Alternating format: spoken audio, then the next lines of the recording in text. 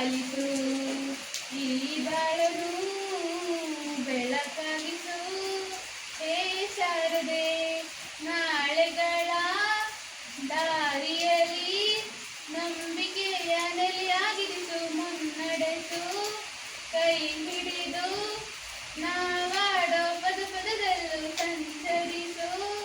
ಹೂವಲ್ಲಿದೇನು ಗುಡಿ ಕಟ್ಟದೇನು, ನೀರಲ್ಲಿ ಮೀನು ಅಡಿ ಮುಟ್ಟದೇನು, ಆ ದೈವದಾಜ್ಞೆನೇ ಎಲ್ಲಾನು.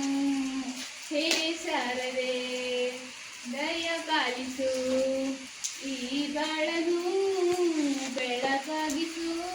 ನಾಟ್ಯ ಅನ್ನೋ ಮುಟ್ಟಿದರೆ ಆ ಭಗವಂತನಿಗೆ ಮೈಲಿಗೆ ಅಂತೆ, ಮುಟ್ಟಾಗುವುದು ಮೈಲಿಗೆ.